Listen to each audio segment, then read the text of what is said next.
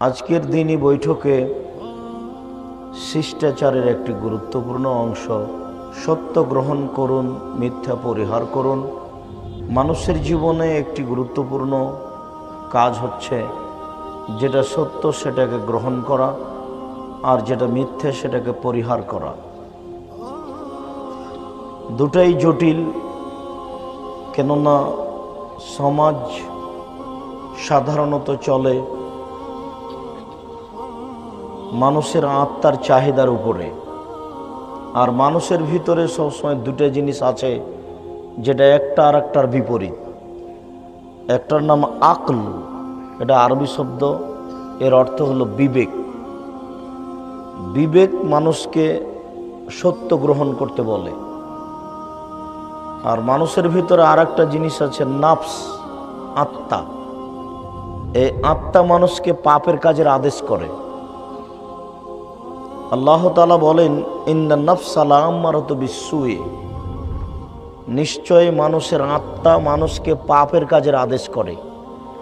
তাহলে প্রত্যেকটা মানুষের ভিতরে দুইটা জিনিস আছে, একটা আকল, হক।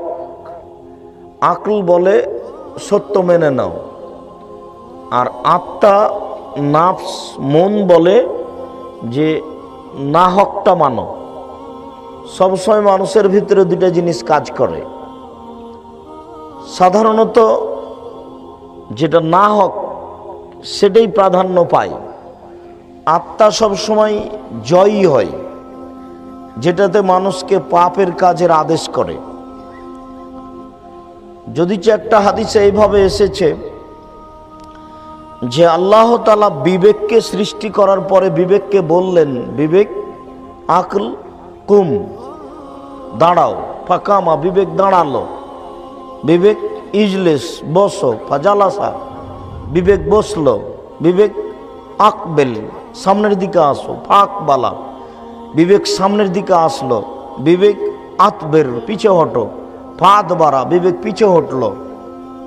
তখন আল্লাহ তাআলা বলছেন, বিবেক মনে রেখো, মা খালাক্ত খালকান হে আহসানু মিনকা আফজালু মিনকা ওয়া আখযু বিকা ইয়াউমাল কিয়ামা। মনে রেখো বিবেক, আমি পৃথিবীতে তোমার চেয়ে উত্তম কিছু সৃষ্টি করিনি। বিবেক, তুমি এমন একটা জিনিস যে আমি তোমাকে পৃথিবীতে সবচেয়ে উত্তম করে সৃষ্টি করেছি। বিচারের মাঠে আমি তোমাকেই ধরব। যার বিবেক নেই তার বিচার নেই। পাগল মানুষের বিচার হবে না বিচারের মাঠে।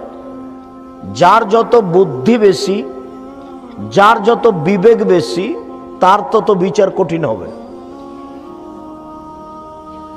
তার মানে ও তার বিবেককে কাজে লাগিয়েছে কিনা এটা আল্লাহ খুব কঠিনভাবে পরীক্ষা করবেন। মানুষ বিবেককে কাজে লাগায় নেয়, আর সামাজিক নোংরা তৎপরতা এত জোরালো, বিশেষ করে গণতন্ত্রের ক্ষমতা, রাজনৈতিক ক্ষমতা এত দুর্বল জিনিস যে সব সময় মানুষকে আত্মার উপরে চলতে বলে। যেটা জোর করে দখল করা যাবে সেটাই হলো সমাজ, যেটা জোর করে কিছু করা যায় সেটাই হলো দল। আর এটা যখন প্রাধান্য পাবে তখন হক আকল কাজ করতে পারবে না। মানুষ নিচে নামতে নামতে নামতে এত নিচে নেমে যাবে যে মানুষের বিবেক আছে এটা মানুষই ভাবতে পারবে না। আবু মুসা আশআরী রাদিয়াল্লাহু তাআলা আনহু বলেন যে রাসূল সাল্লাল্লাহু আলাইহি ওয়াসাল্লাম একদা বললেন, ওয়া ইয়াকসুরুল হারাজ, সমাজে মারামারি বেশি হয়ে যাবে। হাত্তা ইকতুলার রাজুলু ইবনা আখিহি ওয়া যাকারাবাতিহি ওয়া ফি রিওয়ায়াতিন আবাহু ওয়া ফি রিওয়ায়াতিন ইবনা আম্মিহি। মানুষ তার আত্মীয় স্বজনকে হত্যা করবে, চাচাকে হত্যা করবে, নিকটাত্মীয়কে হত্যা করবে। অন্য এক বর্ণনায় এসেছে মানুষ পিতাকে হত্যা করবে। যেমন রাসূল সাল্লাল্লাহু আলাইহি সাল্লাম বলেছেন যে মানুষ পিতাকে হত্যা করবে, তেমনি সাহাবীগণ বলে উঠেছেন এটা কি করে হতে পারে? আলাইসা যালিকাল ইয়াউম উকুলুনা, সেই দিন কি আমাদের বিবেক থাকবে না? আমরা পিতাকে হত্যা করব মানে বলেন কি? মানুষ আবার পিতাকে হত্যা করতে পারে? আমরা মানুষ পিতাকে হত্যা করব মানে তাহলে কি ওই সময়তে আমাদের বিবেক থাকবে না? তখন উত্তরে রাসূল সাল্লাল্লাহু আলাইহি সাল্লাম বললেন, লা, না, বিবেক থাকবে না। তুনজাউ উকুল আকসারে যালিকা জামান, ওই সময়ে প্রায় মানুষের বিবেককে তুলে নেওয়া হবে। ওয়ায়াখলুফুন নাস আল হাবা, যারা বোকা, যারা নিম্ন শ্রেণীর মানুষ, তারাই সমাজের দায়িত্ব পালন করবে। তখন সমাজে আর কোনো বিবেকবান মানুষ আছে এটা দেখা যাবে না, আর কোনো কাজ সুন্দর হচ্ছে এটা বোঝা যাবে না, যেহেতু মানুষের বিবেকই নাই।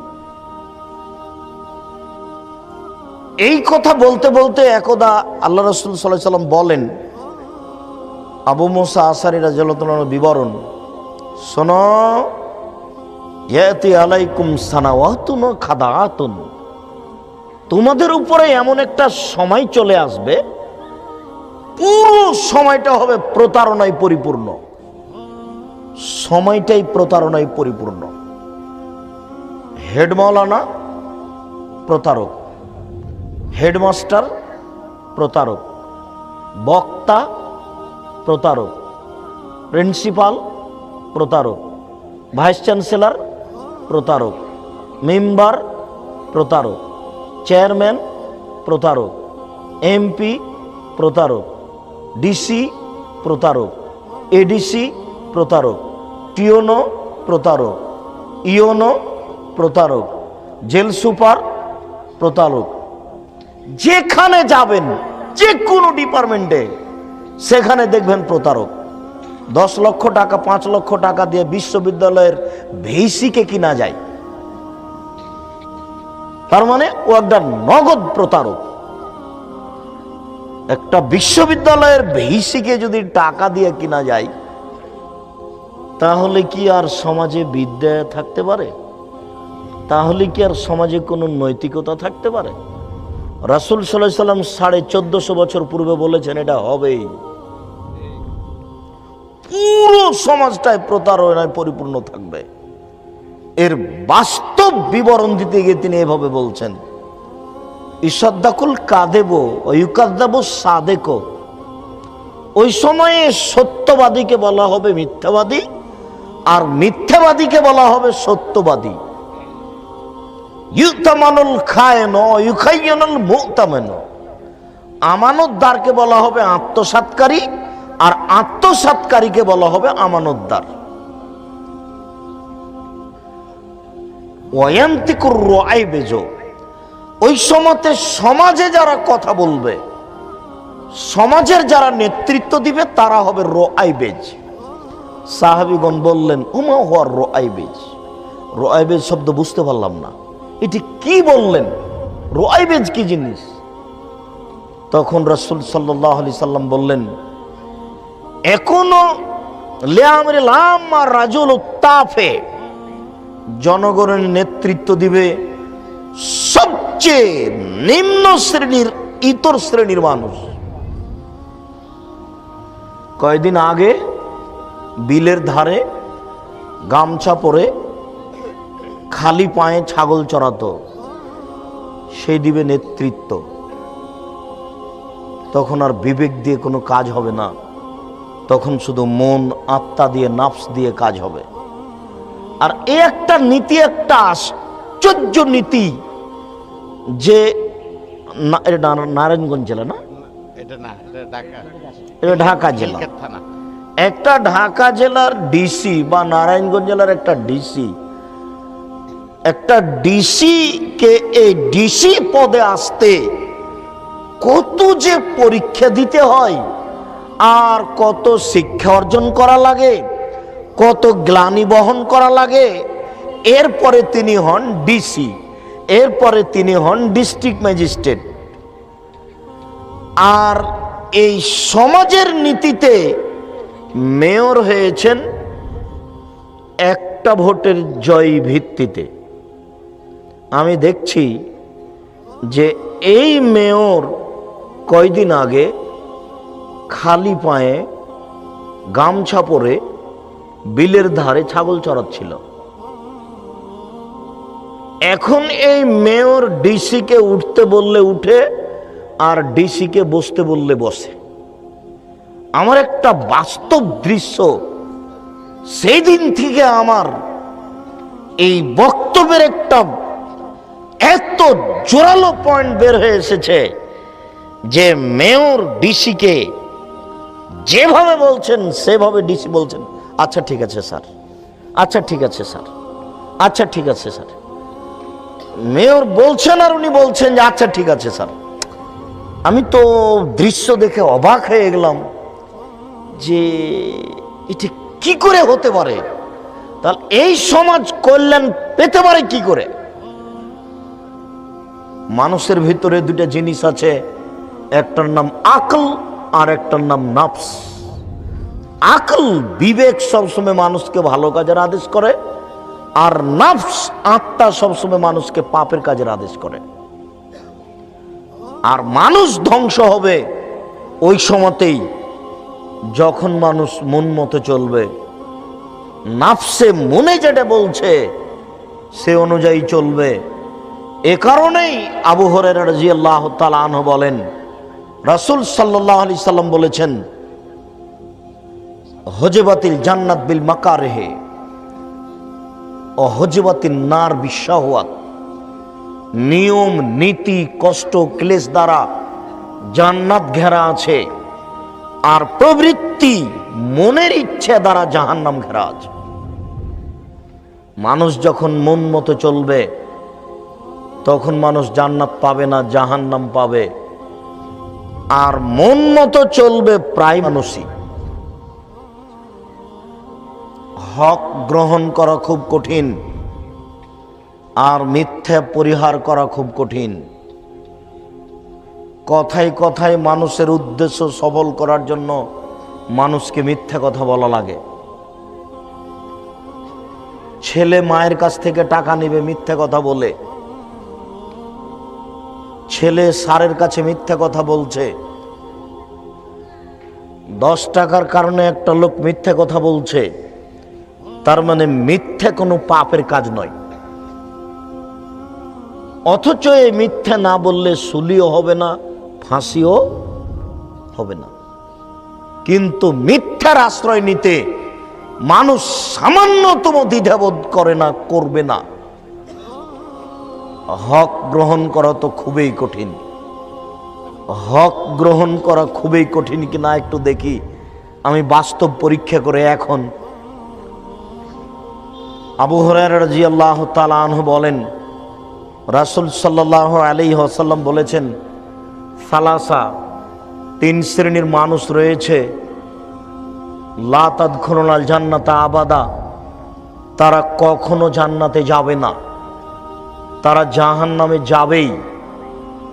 3 শ্রেণীর মানুষ রয়েছে, তারা কখনো জান্নাতে যাবে না, তারা জাহান্নামে যাবেই। তার 1 শ্রেণীর মানুষ হচ্ছে মদমিনুল খামর, যারা নিয়মিত বিড়ি তামাক জর্দা সিগারেট গুল নেশাদার দ্রব্য খায় পান করে, তারা জাহান্নামে যাবেই। দেখি আজকে উপস্থিত সবাই আছেন, হক গ্রহণ করতে পারেন কিনা আজকে এখন বলেন। জিন্দেগিতে আর কোনোদিন সিগারেট মুখে দিব না, বলেন দেখি।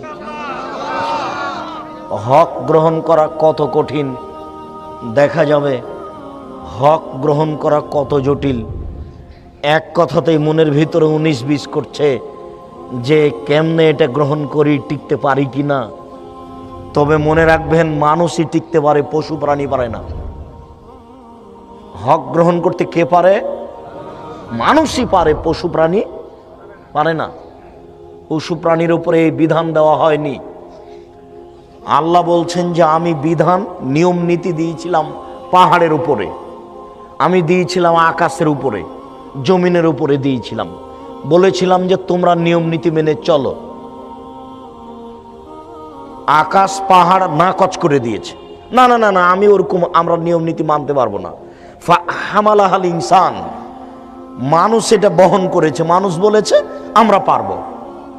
যেমন মানুষ বলেছে পারবো, তেমনি আল্লাহ তাআলা বলছেন ইন্নাহু কানা যালুমান জাহুলা, মানুষ বড় জাহেল, মানুষ বড় জালেম।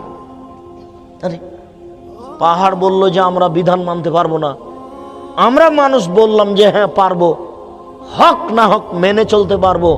এই কথা বলতে বলতেই আল্লাহ আমাদেরকে বলছেন মানুষ বড় জাহেল, মানুষ বড় জালেম। তাহলে মেনে নিয়েই ভুল করলাম নাকি? কেন আল্লাহ আমাদেরকে বললেন মানুষ বড় জাহেল, মানুষ বড় জালেম? শুনুন, মাইকের সামনে 1 ঘন্টা বক্তব্য দেওয়ার পরে যদি বলি মাইক বড় জাহেল, আমার কথাই বুঝে না, তাহলে এই কথাটা কি মানাবে? গরুর সামনে 1 ঘন্টা বক্তব্য দেওয়ার পরে যদি বলি গরু বড় জাহেল, আমার কথাই বুঝে না, এই কথাটা কি মানাবে? টেবিলের সামনে 1 ঘন্টা বক্তব্য দেওয়ার পরে যদি বলি টেবিল বড় জাহেল, আমার কথাই বুঝে না, এই কথাটা কি মানাবে? মানাবে না। সামিয়ানার সামনে 1 ঘন্টা বক্তব্য দেওয়ার পরে যদি বলি এই সামিয়ানা বড় জাহেল, আমার কথাই বুঝে না, তাহলে এই কথা মানাবে না। জাহেল কথাটা মানুষের সাথেই মানায়। জেনে মানে না যারা, তারাই হচ্ছে জালেম। জানার চেষ্টা করে না যারা, ইচ্ছে করলে জানতে পারবে, তারাই হলো জাহেল। টেবিলকে জাহেল বলা যায় না, এই বোতলটাকে জাহেল বলা যাবে না, মানুষকেই বলা যাবে। কেন? মানুষ চেষ্টা করলে বুঝতে পারবে, চেষ্টা করে না যারা, তারাই হলো জাহেল। জানার পরে মানে না যারা, তারাই হলো জালেম। জানার পরে মানে না যারা, তারাই হলো জালেম। জানার চেষ্টা করে না যারা, তারাই হলো জাহেল। তাহলে জালেম আর জাহেল এই দুইটা কথা মানুষের উপরেই চলে, পশু প্রাণীর উপরে চলে না। অতএব আপনি মানতে পারবেন, গরু ছাগল মানতে পারবে না যে আজ থেকে বিড়ি, তামাক, জর্দা, সিগারেট, গুল, নেশাদার দ্রব্য ছেড়ে দিলাম, এই কথাটা মানুষই বলতে পারে, গরু বলতে পারে না। 2, রাজলাতু মিনান নিসায়ে, পুরুষের বেশধারী নারী, যেসব নারী পুরুষের পোশাক পরে এরা জান্নাতে যাবে না। রাস্তাঘাটে, ঢাকা শহরে, ডুমনি বাজারে, যেখানে সেখানে যেসব নারীকে দেখছেন গেঞ্জি গায়ে দিয়ে জিন্স প্যান্ট পরে চলছে, এরা সব জাহান্নামে যাবে। আমি অনুবাদক, 1450 বছর পূর্বে তিনি মুখ দিয়ে যা বলেছেন, ওটা আরবিতে আছে, ওটা আমি অনুবাদ করে শোনালাম। সারা পৃথিবীর মানুষের শতকরা 1999 জন লোক জাহান্নামে যাবে, প্রতি 1999 জন লোক জাহান্নামে যাবে। আর একজনের বসার জায়গা হলো 250 মাইল। একজন জাহান্নামীর গায়ের চামড়া হবে 42 হাত মোটা। একজন জাহান্নামীর ডান কাঁধ থেকে বাম কাঁধের ব্যবধান হলো একটা দ্রুতগামী ঘোড়া 3 দিন 3 রাতের পথ। একজন জাহান্নামের উরু রান হবে বাইজা পাহাড়ের সমান মোটা। বাইজা পাহাড় হলো 39 কিলোমিটার লম্বা। একজন জাহান্নামের দাঁত হবে ওহুদ পাহাড়ের সমান। ওহুদ পাহাড় হলো 4 কিলোমিটার প্রশস্ত আর 8 কিলোমিটার লম্বা। একজন জাহান্নামের দাঁত হবে ওহুদ পাহাড়ের সমান। একজন জাহান্নামের বসার জায়গা হবে 250 মাইল মক্কা থেকে মদিনা। একজন জাহান্নামের উরু রান হবে বাইজা পাহাড়ের সমান। একজন জাহান্নামীর গায়ের চামড়া হবে 42 হাত মোটা।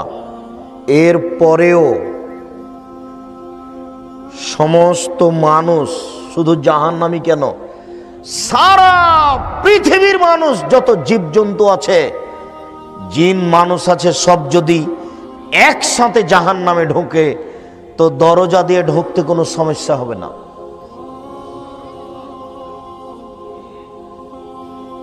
আর জাহান্নাম বলতে শুধু নারী আর নারী, জাহান্নাম বলতে শুধু নারী আর নারী, জাহান্নাম বলতে শুধু নারী আর নারী, কিছু পুরুষ, দুই একজন। আপনার মেয়ে হাজার হাজার মানুষকে পাপী করছে, নগ্ন হয়ে চলে, আপনার মেয়ে জান্নাতে যাবে এটা আপনি কি করে বুঝলেন? আর আপনি জান্নাতে যাবেন এটা আপনি কি করে বুঝলেন? আপনার মেয়েকে যদি 10,000 মানুষ দেখে থাকে নগ্ন অবস্থায়, 10,000 মানুষে যত পাপ করেছে আপনার মেয়ে একাই তত করেছে। 10,000 মানুষে যত পাপ করেছে আপনি একাই তত পাপ করেছেন। এক পাপ 3 ভাগে বিভক্ত। 10,000 মানুষ, আপনি আর আপনার মেয়ে, এই 3 জন। এবার 3 জনে 3 10 হলো 30। আপনার মেয়েকে যদি 10,000 মানুষ নগ্ন অবস্থায় দেখে থাকে তাহলে 10,000 মানুষ পাপী। 10,000 মানুষ যত পাপ করেছে আপনার মেয়ে একাই তত করেছে। আপনার মেয়ে একাই যত করেছে আপনি একাই তত করেছেন। কেন? জন্ম দিয়েছেন আপনি, আমি দিনি। জন্ম দিয়েছেন আপনি, জবাব দিব আমি, এটা আপনি কি করে বুঝলেন? ওই যে এখনো আপনার মেয়ে ওই ঘরে বসে আছে মাথায় কাপড় না দিয়ে, জবাব আমি দিব।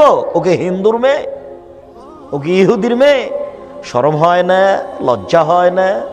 বিবাহ করেছেন কেন? আপনি মুসলিম নন, খারাপ লাগে না? লজ্জা থাকা উচিত। লজ্জা কি বেঁচে খেয়েছেন? মেয়ে নগ্ন হয়ে চলে কেন? আপনি মুসলমান নন, লজ্জা লাগে না, খারাপ লাগে না? লজ্জা কি বেঁচে খেয়েছেন? আবু হুরায়রা রাদিয়াল্লাহু তাআলা আনহু বলেন, রাসূল সাল্লাল্লাহু আলাইহি ওয়াসাল্লাম বলেছেন, আল হায়া ওয়াল ঈমান কারনাউ জামিয়া, লজ্জা এবং ঈমান দুটো একসাথে জমা ধরে আছে। আচ্ছা, ওই ছেলেটা ও উঠে যাচ্ছে, আপনি খেয়াল করছেন না কেন? ও তো কথা বুঝতে পারে না। আর যার সামনে দিয়ে যাবে ও তো কথা ধরতে পারবে না। আমি তো আর আপনাকে কোনো কাহিনী শোনাতে আসিনি, আপনি ওইটা মনে করবেন না। পাথরের মতো বসে থাকতে হবে, প্রত্যেকটা কথাকে মনে করতে হবে 1 কোটি টাকা মূল্য। ওই যে দোকানে এখনো বসে আছে, আপনি জানো ওখানে বসে থাকেন, এখানে এসেছেন কেন? ওই যে দোকানে বসে আছে চা খাচ্ছে, জবাব আমি দিব? ওর বাপ ওকে জন্ম দিয়েছে, ওর বাপ জবাব দিবে, আমি দিব কেন? ও জানে না যে আব্দুর রাজ্জাক সাহেব কথা বলতে এসেছে, আমি টিভি নিয়ে বসে আছি কেন? ও বুঝতে পারে না যে আমি দোকানে বসে আছি কেন? আব্দুর রাজ্জাক সাহেব কোনোদিন রূপক কথা বলে না, এটা তার জানা নাই, তার বাপ জানাতে পারেনি। জন্ম দিতে হলে আগে ক্ষমতা অর্জন করতে হবে, তারপরে আপনাকে হিসাব করে আমাকে কথা বলতে হবে। কে বলেছে? আমার হিসাবের লোক একজন, যার নাম মুহাম্মদ সাল্লাল্লাহু আলাইহি সাল্লাম। জন্ম দিয়েছেন আপনি, জবাব আপনি দিয়েন। ওই যে দোকানে বসে আড্ডা পিটছে, ওই জবাব আপনি দিয়েন। জবাবের জন্য প্রস্তুত হয়ে থাকেন। জাহান্নাম আপনার জন্য তৈরি করা হয়েছে, পশু প্রাণীর জন্য নয়। জাহান্নামে পশু প্রাণী যাবে না, মানুষই যাবে। আপনি অপেক্ষা করুন। মেয়ে দিয়ে জাতিকে পাপী করিয়ে নিয়ে জান্নাত কিনবেন মানে? এই হিসাব কি করে হলো? জান্নাত কি পৈতৃক সম্পত্তি? বা জান্নাত কি বাপের জমি? পৈতৃক সম্পত্তি জান্নাত। যে জমি চাষ এদিক দিয়ে করি না হলে ওই দিক দিয়ে করি, তো লোকের কি? জান্নাত কি পৈতৃক সম্পত্তি? জান্নাত কি বাপের জমি? জান্নাত কি গণতন্ত্র টাকা দিয়ে করে নিব? কখনো না, এটা অসম্ভব, হতে পারে না। জান্নাত কারো পৈতৃক সম্পত্তি নয়। জান্নাতে একজনের লোকের কথার উপরে নির্ভর করে, যার নাম মুহাম্মদ সাল্লাল্লাহু আলাইহি সাল্লাম। জান্নাতে একজন লোকের কথার উপরে নির্ভর করে, বলেন তো তার নাম কি? তার নাম মুহাম্মদ সাল্লাল্লাহু আলাইহি সাল্লাম। পৃথিবীর কোনো মানুষের উপরে জান্নাত নির্ভর করে না, কারো কথার উপরে। বুজুর্গানের দিনের 5 পয়সা দাম নাই মানার ব্যাপারে। বুজুর্গানের দিন শ্রদ্ধার যোগ্য। আব্দুর রাজ্জাক সাহেব শ্রদ্ধার যোগ্য, আব্দুর রাজ্জাক সাহেব মানার যোগ্যতা রাখে না। শুধুমাত্র একজন মানুষকে মেনে চলতে হয়, যার নাম মোহাম্মদ সাল্লাল্লাহু আলাইহি সাল্লাম। পৃথিবীর কোনো মানুষ 5 পয়সা দাম রাখে না এই ব্যাপারে। বুজুর্গানের দিন তো দূরের কথা, পীর সাহেব তো দূরের কথা, স্বয়ং উমর রাদিয়াল্লাহু তাআলা আনহু যদি কোনো কথা বলেন আর সেই কথা যদি রাসূলের না হয় তাহলে তা বাতিল বলে গণ্য হবে। আপনার পীর সাহেব তো দূরের কথা, বড় হুজুর তো দূরের কথা, স্বয়ং উমর রাদিয়াল্লাহু তাআলা আনহু যদি কোনো কথা বলেন আর সেই কথা যদি রাসূলের না হয় তাহলে তা বাতিল বলে গণ্য হবে। উমর মানে, উমর এত বড় মানুষ, উমর এত বড় মানুষ, আল্লাহ উমরকে এত ঈমান দিয়েছিলেন। আল্লাহ রাসূল বলছেন, উমর আনতা তাসলুক ফি তারিকিন লা ইয়াসলুকু শায়তান ফি তারিকিকা। উমর, তুমি যে রাস্তা দিয়ে হাঁটো ওই রাস্তা দিয়ে শয়তান হাঁটে না। আপনি বলেন যে আমার পীর সাহেব যে রাস্তা দিয়ে হাঁটে ওই রাস্তা দিয়ে শয়তান হাঁটে না, বলেন দেখি।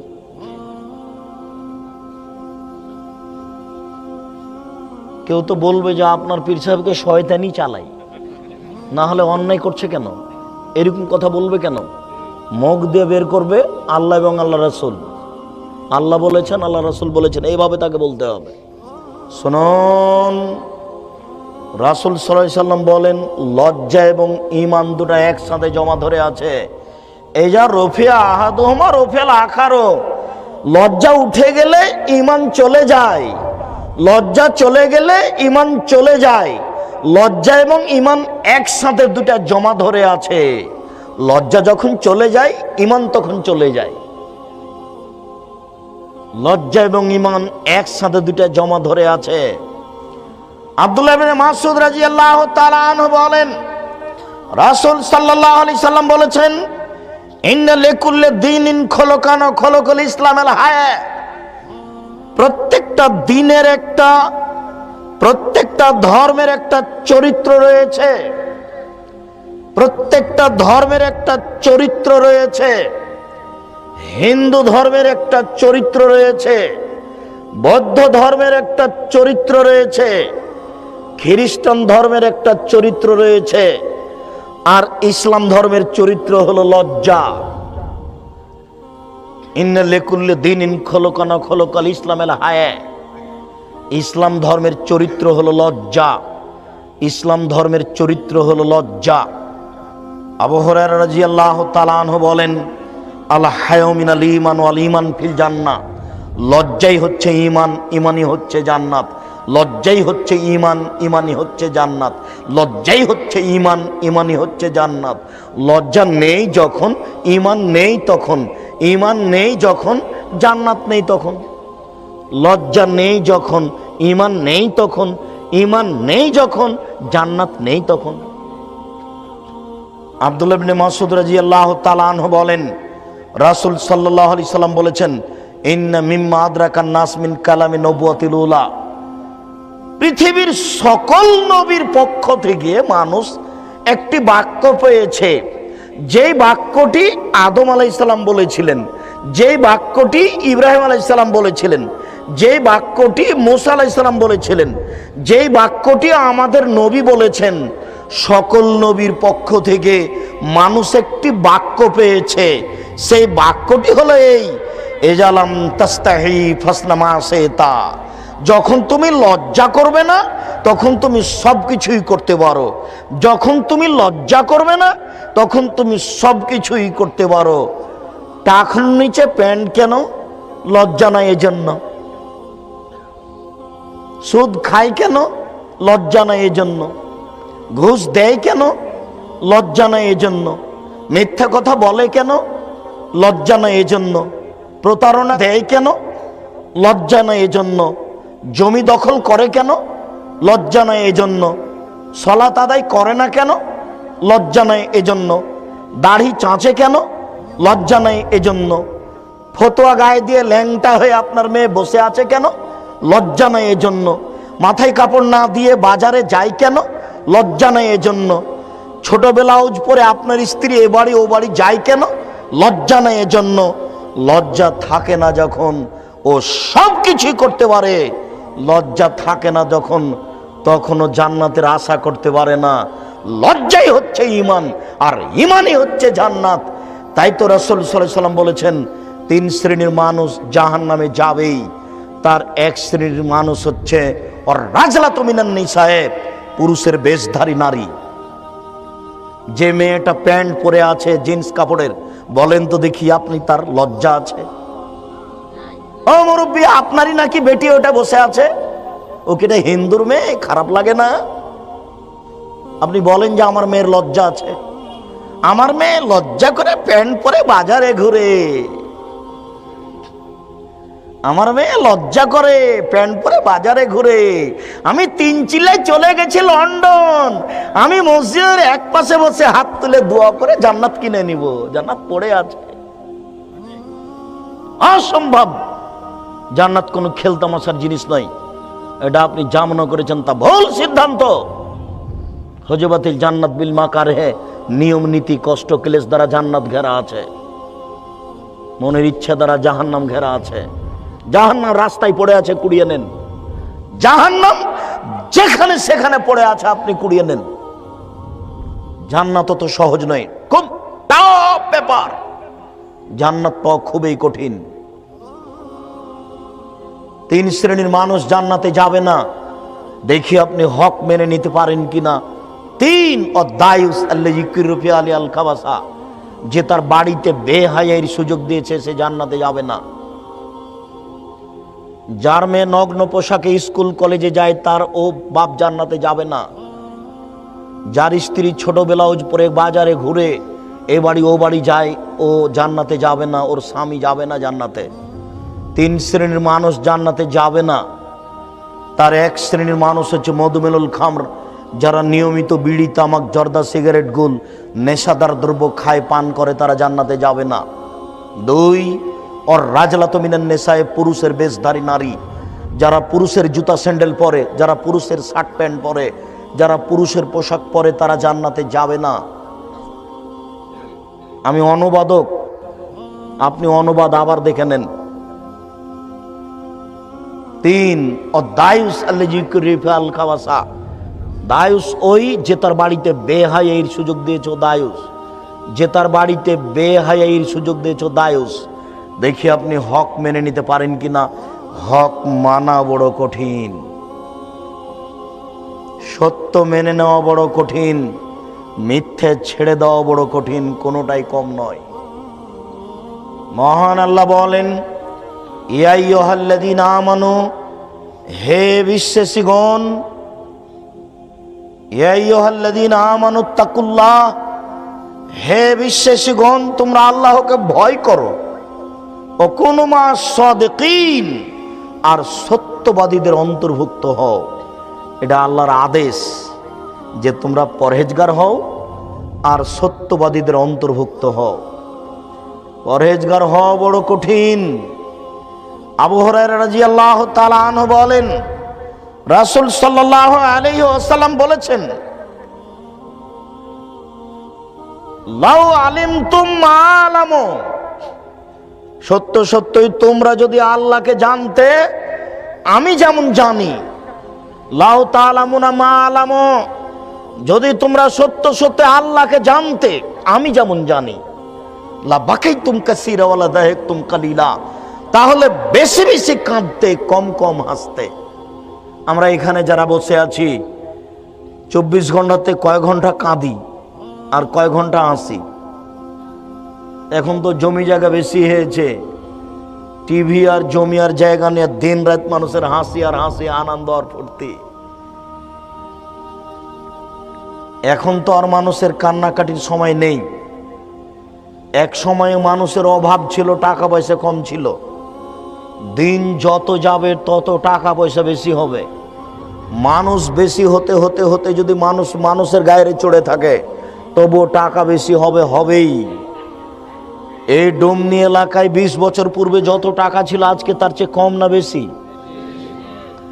20 বছর পরে আরো বেশি হবে। টাকা এত বেশি হবে, টাকা এত বেশি হবে, টাকা এত বেশি হবে যে দান খায়রাত ভিক্ষা নেওয়ার মানুষ থাকবে না।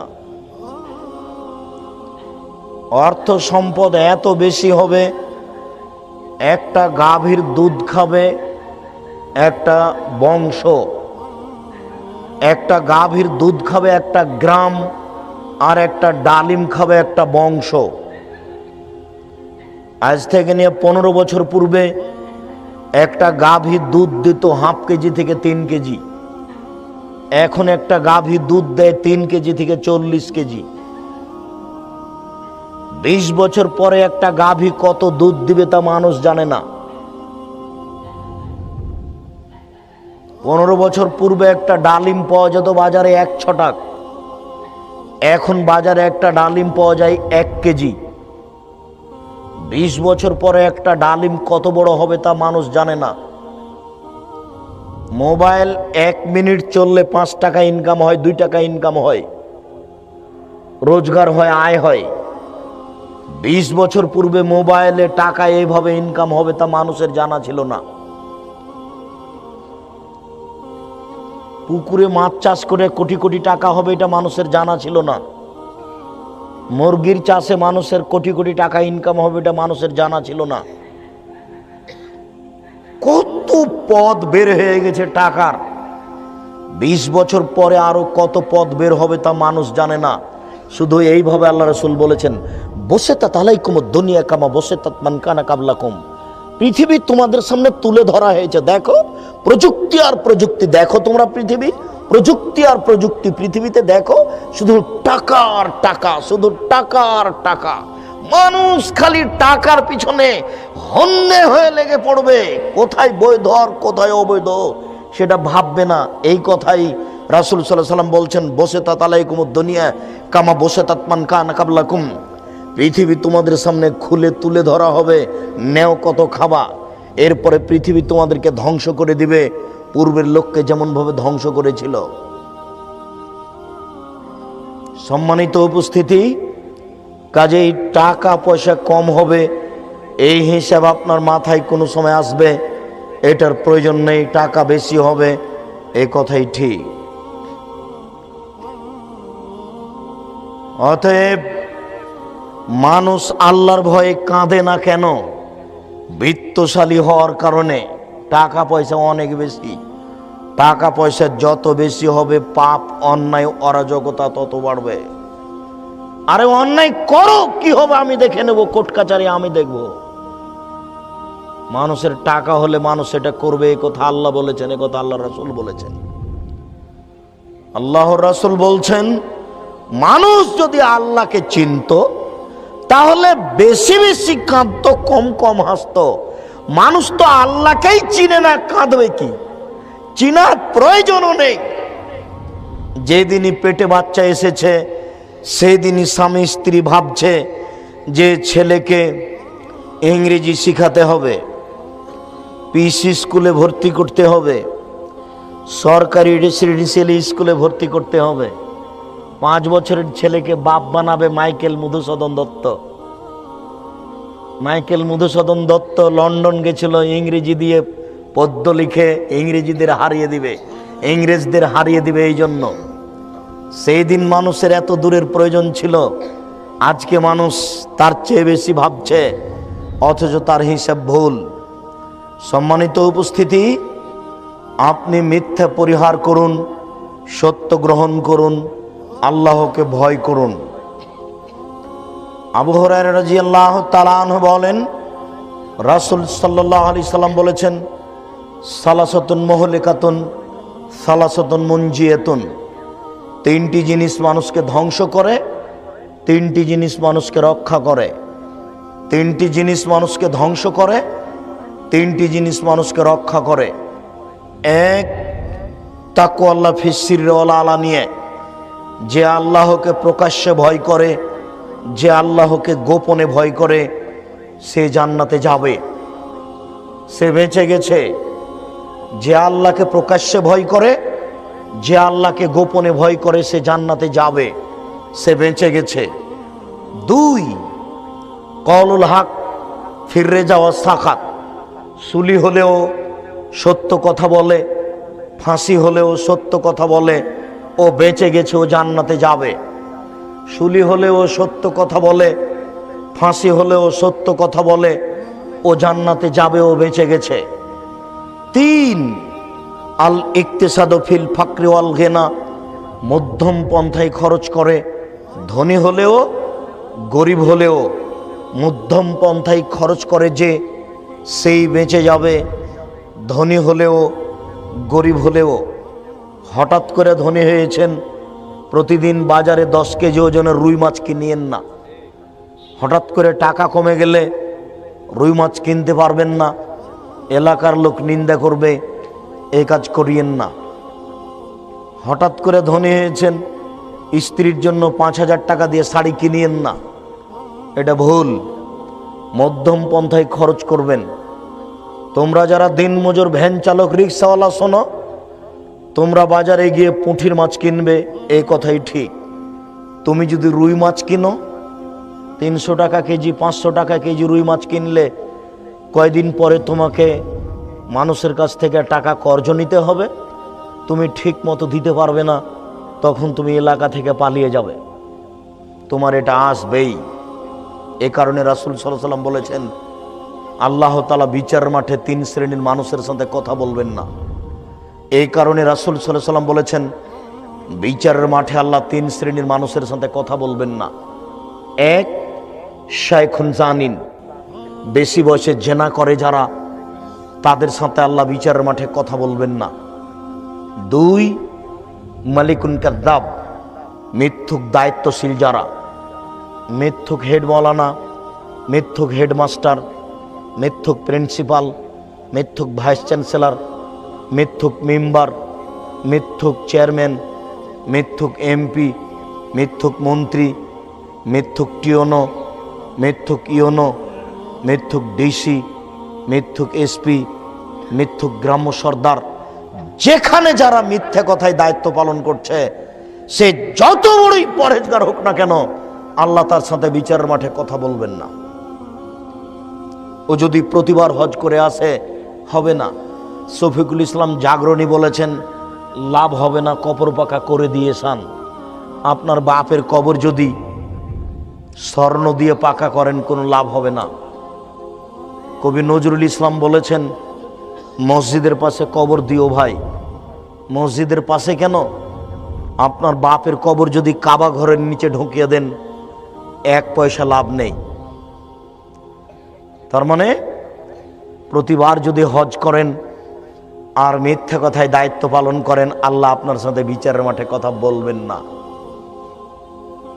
আপনি যত বড়ই পরহেজগার হন না কেন, বক্তা সাহেব আপনি যত বড়ই পরহেজগার হন, আর আপনি যতই জাতির সামনে বক্তব্য দেন, আপনি মিথ্যা কথা দিয়ে বক্তব্য দিলে, মিথ্যার আশ্রয় নিলে, আল্লাহ আপনার সাথে বিচারের মাঠে কথা বলবেন না।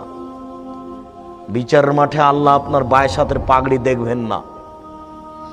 বিচারের মাঠে আপনার জুব্বা পায়ের টাকনো পর্যন্ত আছে নাকি, এটা দেখবেন না। বিচারের মাঠ বড় কঠিন। বিচারের মাঠের একচ্ছত্র মালিক থাকবেন আল্লাহ তাআলা, সেখানে কোনো নবীও কথা বলতে পারবেন না অনুমতি ছাড়া।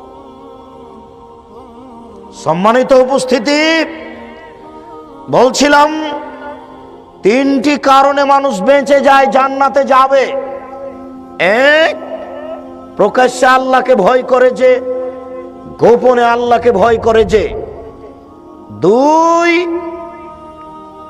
ধনী হলেও মধ্যম পন্থায় খরচ করে, সুলি হলেও সত্য কথা বলে, ফাঁসি হলেও মিথ্যে কথা সত্য কথা বলে, সুলি হলেও সত্য কথা বলে, ফাঁসি হলেও সত্য কথা বলে, এই জান্নাতে যাবেই। 3, মধ্যম পন্থায় খরচ করে যে, সে জান্নাতে যাবে। মধ্যম পন্থায় খরচ করার ব্যাপারে আমরা আরেকটা হাদিস পেশ করেছি, 3 শ্রেণীর মানুষ জাহান্নামে যাবেই। তার 3য় শ্রেণীর মানুষ হচ্ছে ছায়লুল মুস্তাকবির, গরিব গৌরবী যারা। গরিব গৌরবী যে, তার সাথে আল্লাহ বিচারের মাঠে কথা বলবেন না। একে তো গরিব মানুষ, দিন রাত তেমন ভালোভাবে দিন কাটেনি, এরপরে আল্লাহ বিচারের মাঠে কথা বলবেন না, এটা আবার কত বড় পাপ। কেন? এখানে আপনি রিক্সা নিয়ে দাঁড়িয়ে আছেন, আমি গিয়ে বলছি ভাই একটু তাড়াতাড়ি যেতে হবে, চলেন, তো বলছে আমি এখন যাব না। আরে যাবা না মানে? তুমি তো এই কাজে এসেছো, যাবা না কেন? এ হলো গরিব গৌরবী, এর সাথে আল্লাহ বিচারের মাঠে কথা বলবেন না। তুমি রিক্সা নিয়ে এসেছো, যাওয়ার জন্য তুমি যাব না কেন বলছো? জমিতে আমার ধান পেকে গেছে, বৃষ্টি হচ্ছে, আমি বলছি চলো ভাই ধানগুলো পেকে নষ্ট হয়ে গেল, ধানগুলো কাটতে হয়, বলছে দুদিন কাজ করব না। এরই নাম গরিব গৌরবী। গরিব মানুষ বেশি দাম দিয়ে মাছ কিনবে কেন? গরিব মানুষ বেশি টাকা দিয়ে কাপড় কিনবে কেন? ওর ধ্বংস হবেই, বিচারের মাঠে ওর সাথে আল্লাহ কথাই বলবেন না। কত বড় জটিল বিষয় আপনি দেখেন। 3 শ্রেণীর মানুষের এক শ্রেণীর হলেন মিথ্যুক দায়িত্বশীল, এ তো জাতির ক্ষতি করে, অনেক বড় পাপী। 2 বয়স্ক ব্যভিচার, খুব খারাপ কথা। 3 গরিব গৌরবী, এটা একটা কঠিন হয়ে গেল। গরিব মানুষ গৌরব করে, সেই জন্য আল্লাহ তার সাথে কথাই বলবেন না। কেন? ওর দ্বারা সমাজের ক্ষতি হয়। ওকে আল্লাহ গরিব করেছেন সমাজের উপকার করার জন্য। ও কেন গৌরব করবে, কেন কাজ করবে না? যখন তার শরীরে কুলাচ্ছে না বাড়ি চলে যাবে। মাঠে রাস্তায় থাকলে তাকে কাজ করতে হবে, এটাই নীতি। সম্মানিত উপস্থিতি, আমি বলছিলাম আল্লাহকে ভয় করলে জান্নাত হবেই। তার 3 শ্রেণীর মানুষ জান্নাত পাবে। ওয়াম্মাল মুহলিকাতু সালাসা, 3টি কাজে মানুষ ধ্বংস হয়ে যায়। 1 হাওয়ান মুত্তাবা, প্রবৃত্তিকে মেনে নেয় যে সে জাহান্নামে যাবেই। প্রবৃত্তিকে মানে কে? দাড়ি চাঁচে যে। প্রবৃত্তিকে মানে কে? টাকনোর নিচে প্যান্ট পরে যে। প্রবৃত্তিকে মানে কে? দোকানে বসে মানুষের বদনাম গিবাত করে যে। প্রবৃত্তিকে মানে কে? আজান হয়ে যায় তবু মসজিদে যায় না, গল্প জমায় যে। প্রবৃত্তিকে মানে কে? সুদ খায় যে। প্রবৃত্তিকে মানে কে? ঘুষ দেয় যে। প্রবৃত্তিকে মানে কে? মিথ্যে কথা বলে যে। প্রবৃত্তিকে মানে কে? দলীয় দাপটে জমি দখল করে যে। দল ক্ষমতাতে থাকলে জমি নিজের হাতে, সেই জমি যে জমির মালিক থাক আর না থাক তাতে আসে যায় না, ও জাহান্নামে যাবেই। প্রবৃত্তিকে মানে যে জাহান্নামে যাবে সে। মাথায় কাপড় দেয় না যে সব মহিলারা, তারা প্রবৃত্তিকে মানে। যারা পায়জামা পরে, চুস্ত পায়জামা পরে স্কুল কলেজে যায়, তারা প্রবৃত্তিকে মানে। যারা ছোট ব্লাউজ পরে রাস্তাঘাটে চলে, এরা প্রবৃত্তিকে মানে। প্রবৃত্তিকে মানে যে সে ধ্বংস হবেই, জাহান্নামে যাবেই। 2 সহনমতা, কৃপণতাকে মেনে নেয় যে। কৃপণ যে সে জাহান্নামে যাবে। রাসূল সাল্লাল্লাহু আলাইহি ওয়াসাল্লাম বলেছেন, লা ইয়াদখুলুল জান্নাতা বাখিল, কৃপণ জান্নাতে যাবে না। কৃপণ জান্নাতে যাবে না। রাসূল সাল্লাল্লাহু আলাইহি সাল্লাম সালাতে সালাম ফেরার পূর্বে এবং পরে বলতেন, আল্লাহুম্মা ইন্নী আউযু বিকা মিনাল বুখল, হে আল্লাহ আমি তোমার কাছে কৃপণতা থেকে বাঁচতে চাই। আল্লাহ আমি তোমার কাছে কৃপণতা থেকে বাঁচতে চাই। আল্লাহ তোমার কাছে আমি কৃপণতা থেকে বাঁচতে চাই। অবশ্যই কৃপণতা খুব খারাপ জিনিস, যার ফলাফল জাহান্নাম। কৃপণ জান্নাতে যাবে না। 3 এজাবুল মারে বেনাফসেহি, আত্ম অহংকারী যে সে জান্নাতে যাবে না। অহংকার করে যে সে জাহান্নামে যাবে। মানুষকে তুচ্ছ দৃষ্টিতে দেখে যে সে জাহান্নামে যাবে। মানুষকে মূল্যায়ন করে কথা বলে না যে সে জাহান্নামে যাবে। মুরব্বীদেরকে মূল্যায়ন করে না যে সে জাহান্নামে যাবে। বিত্তশালীর অহংকার করে যে জাহান্নামে যাবে সে। দলীয় দাপট দেখায় যে জাহান্নামে যাবে সে। যারা এরকম ভাবে চলে তাদের জন্য জাহান্নাম সুনিশ্চিত। 3 শ্রেণীর মানুষ জাহান্নামে যাবে। 1 প্রবৃত্তিকে মানে যে। 2 কৃপণতা করে যে। 3 অহংকারী যে, এরা জাহান্নামে যাবে। সম্মানিত উপস্থিতি, আমরা বলছিলাম আল্লাহ তাআলা বলছেন তোমরা সত্যবাদীদের অন্তর্ভুক্ত হও। মহান আল্লাহ বলেন, অযকুরু ফিল কিতাবি ইব্রাহিম ইন্নাহু কানা সিদ্দিকান নবিয়্যা। মুহাম্মদ সাল্লাল্লাহু আলাইহি সাল্লাম, আপনি ইব্রাহিমকে স্মরণ করুন, নিশ্চয় ইব্রাহিম ছিলেন সত্যবাদী। মহান আল্লাহ বলেন, ইন্নাল্লাহা লা ইয়াহদি মান হুয়া মুসরিফুন কাযযাব। নিশ্চয় যে ব্যক্তি মিথ্যুক, আল্লাহ তাকে হেদায়েতের পথ দেন না। যারা মিথ্যে কথার আশ্রয় নেই, আল্লাহ তাদেরকে হক পথ দেখান না। মহান আল্লাহ বলেন,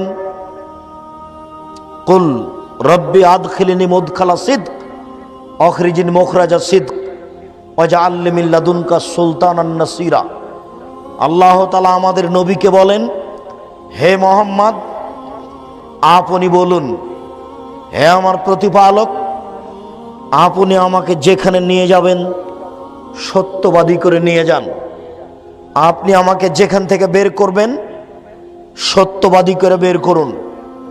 আমি এই এলাকা থেকে চলে যাব, মক্কা থেকে পালিয়ে যাব, মক্কার প্রত্যেকটা পুরুষ এবং নারীকে বলতে হবে মুহাম্মদ সত্যবাদী, বলতেই হবে। এই গুণ তুমি আমার ভিতরে দাও, এই সুযোগ তুমি করে দাও। আমি মদিনায় প্রবেশ করব, মদিনার পুরুষ এবং নারীকে বলতে হবে আমি সত্যবাদী। এই কথাটা আল্লাহ আমাদের নবীকে বলে দিচ্ছেন। আপনি বলুন, রব্বি আদখিলনি মুদখালা সিদক আখরিজনি মুখরাজা সিদক। হে আমার প্রতিপালক, তুমি আমাকে যেখানে প্রবেশ করাবা সেখানে সত্যবাদী করে প্রবেশ করাও, আর যেখান থেকে আমাকে নিয়ে যাবা সত্যবাদী করে নিয়ে যাও। পৃথিবীর কোনো মানুষ যেন আমাকে মিথ্যুক বলতে না পারে। সত্য কেমন জিনিস, মিথ্যে কেমন জিনিস, তা একটু দেখুন। সম্মানিত উপস্থিতি, কথাটা বলতে গিয়ে একটি লম্বা হাদিস, আমি খুব দ্রুত অনুবাদ করার চেষ্টা করব এবং যেখানে আমার লক্ষ্য উদ্দেশ্য সেখানে পৌঁছার চেষ্টা করব। এক খেয়ালে চেয়ে থাকবেন, 19-20 হবেন না, নইলে আপনি বুঝতে পারবেন না। সামরা ইবনে জুনদুব রাদিয়াল্লাহু তাআলা আনহু বলেন, সাল্লা রাসূলুল্লাহ সাল্লাল্লাহু আলাইহি সাল্লাম সালাতুল ফজর ওয়া আকবালা আলা নবী ওয়াজহিহি। আল্লাহর নবী ফজরের সালাতের পরে আমাদের সামনে মুখামুখি হতেন। ফাসালানা, তিনি আমাদেরকে জিজ্ঞাসা করতেন, হাল রা আহাদুম মিনকুম রুয়া, গত রাত্রে তোমাদের স্বপ্নে কেউ কিছু দেখেছে? ফাইন রা আহাদুন কাসাহা ফায়াকুলু মাশা আল্লাহ তাআলা।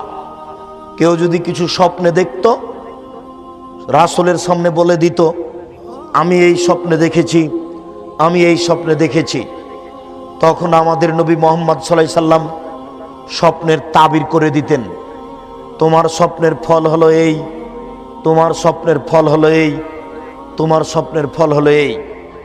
তিনি একদিন আমাদের জিজ্ঞাসা করলেন, হালরা মিনকুম আহাদুন, তোমাদের মধ্যে গত রাত্রে কেউ স্বপ্নে কিছু দেখেছে? ফাকুলনা লা, আমরা বললাম জি না, আমরা গত রাত্রে কেউ কিছু স্বপ্নে দেখিনি। তখন আল্লাহর নবী বললেন, শোনো, ইন্নী রাআইতু লাইলাতান বারেহা, আমি গত রাত্রে দেখলাম, ফায়াতায়ানি রাজুলানে, দুইজন মানুষ আমার নিকটে আসলো। আমি মুহাম্মদ সাল্লাল্লাহু আলাইহি সাল্লাম ঘুমিয়ে আছি, স্বপ্নে দেখছি দুইজন মানুষ আমার নিকটে আসলো। এসে একজন ডান হাত ধরলো, একজন বাম হাত ধরলো। ডান হাত আর বাম হাত ধরে আমাকে নিয়ে চলে যাচ্ছে বাইতুল মুকাদ্দাসের দিকে। ফা আতাইনা আলা রাজুলিন মুস্তাজে, চলে আসলাম। ফা আতাইনা আলা রাজুলিন জালিসিন, একটা লোকের পাশে চলে আসলাম, যে লোকটা বসে আছে। অরাজুল কায়েম, একটা লোক দাঁড়িয়ে আছে। অফিয়াদিহি কাল্লুব বিন হাদিদিন, যে লোকটা দাঁড়িয়ে আছে তার হাতে একটা লোহার বাঁকা লাঠি রয়েছে। একটা লোক বসে আছে আর পাশে একটা লোক দাঁড়িয়ে আছে, তার হাতে একটা লোহার বাঁকা লাঠি রয়েছে। ফাইদ খুলো ফিসিদকেহি, লোহার বাঁকা লাঠি তার মুখের ডান দিক দিয়ে ঢুকিয়ে দেয়। ফায়ে সূক্ষ্ম দেখি ডান দিকে ঢুকিয়ে পিছন দিকে ফেড়ে নিয়ে যাচ্ছে, একবারে পিছন পর্যন্ত। ওয়াফল বিসিদকে হিলা আকার, লোহার লাঠি বের করে মুখের বাম দিকে লাগাচ্ছে। ফয়াসুকহু, মুখের বাম দিককে ফেড়ে ফেলছে। ফয়াউদ, এরপরে লাঠি বের করে ডান দিকে নিয়ে আসছে। ডান দিকে নিয়ে আসতে না নিয়ে আসতে আবার মুখের ডান দিক ঠিক হয়ে যাচ্ছে, আবার ডান দিক ফেড়ে ফেলছে, আবার বাম দিকে আসছে, বাম দিক ফেড়ে ফেলছে। বারবার এই দৃশ্য। আমি বললাম মা হাজা, একই দৃশ্য? কালা, তারা দুইজন বললেন ইনতালেক, চলতে থাকেন। ফান্তালাক না, আমরা চলতে থাকলাম কিছু না বলেই। চলতে চলতে চলে আসলাম রাজুলিন মুস্তাজে, একটা লোক চিত হয়ে শুয়ে আছে, একটা লোক পাশে দাঁড়িয়ে আছে, তার একটা পাথর আছে। এজদা খবেরা সাহু, পাথর দিয়ে মারছে তার মাথার উপরে। মারার সাথে সাথে মাথা ভেঙে চৌচির হয়ে যাচ্ছে। অত্যাদাদা হাল হাজারো, পাথরটা ছিটকে দূরে চলে যাচ্ছে। এই লোকটা যাচ্ছে মাথা আনতে, পাথরটা আনতে। পাথরটা আনতে না আনতে দেখছে মাথা ঠিক হয়ে গেছে। আবার পাশে এসে আবার মারছে, আবার মাথা ভেঙে চৌচির হচ্ছে। পাথর ছিটকে দূরে চলে যাচ্ছে, আবার নিয়ে এসে আবার মারছে। বারবার এই দৃশ্য দেখে আমি বললাম মা হাজা, একই দৃশ্য? কালা, তারা দুইজন বলল ইনতালেক, চলতে থাকেন। ফান্তালাক না, আমরা চলতে থাকলাম কিছু না বলেই। ফা আতায়না লা নাকবিল মিসলিত তান্নুরে, চলতে চলতে চলে আসলাম একটা গর্তের পাশে। গর্তটা হচ্ছে কলসের মতো, আলা হুজায় কোন আসফালাও আছে, যার উপরের দিক সংকীর্ণ আর নিচের দিক প্রশস্ত। একটা কলসের মতো। তাহাতাহ নার তাতাওয়াক্কাদ, ভিতর দেখি ধাঁধা ধাঁধা করে আগুন জ্বলছে। ফাইজা ইরতাফাও তিরতাফাও কাদা একরজমিনা, যখন আগুন জোরে জ্বলে উঠছে তখন তার ভিতরে যা কিছু আছে সব বের হয়ে যাচ্ছে, মনে হচ্ছে বের হয়ে পড়ে যাবে। ফাইজা খামেদাত রাজাউ ফিহা, আর যখন আগুন একটু দুর্বল হচ্ছে তখন সব কিছু ভিতরে চলে যাচ্ছে। দেখি ফিহারে জালুন নেশা, তাতে নারী এবং পুরুষ উলঙ্গ হয়ে আছে। উলঙ্গ অবস্থায় আগুনের ভিতরে জমা ধরে আছে, জ্বলছে। ধাঁধা ধাঁধা করে জ্বলতে জ্বলতে উপরে চলে যাচ্ছে, আবার নিচে আসছে, আবার উপরে যাচ্ছে। এই দৃশ্য দেখে বললাম মা হাজা, একই দৃশ্য? কালা, তারা দুইজন বললেন ইনতালেক, চলতে থাকেন। ফান্তালাক না, চলতে থাকলাম কিছু বললাম না। ফা আতায়না লাহনির মিন দামিন, আস্তে আস্তে চলে আসলাম, দেখি একটা রক্তের নদী। নদীতে শুধু রক্ত রক্ত, পানি নেই। অভিশাত্তির নাহারেরা জুলুন, রক্তের নদীর মাঝামাঝিতে একটা লোক রয়েছে, আর একটা লোক পাশে দাঁড়িয়ে আছে। যে লোকটা পাশে দাঁড়িয়ে আছে তার হাতে একটা পাথর আছে।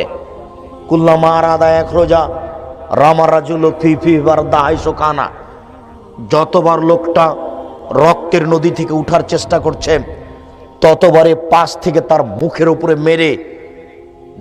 উপরে মেরে মুখকে ফাটিয়ে দিচ্ছে এবং চলে যাচ্ছে নদীর রক্তের মাঝামাঝিতে। আবার উঠে আসছে, আবার মারছে। আমি বললাম এই কি দৃশ্য? তারা দুইজন বলেন ইনতালেক, চলতে থাকেন। ফান্তালাক না, আমি কিছু না বলে চলতে থাকলাম। ফা আতায়না রওজাতিন খাজরা, আস্তে আস্তে চলে আসলাম একটা সবুজ বাগান, বিশাল বাগান।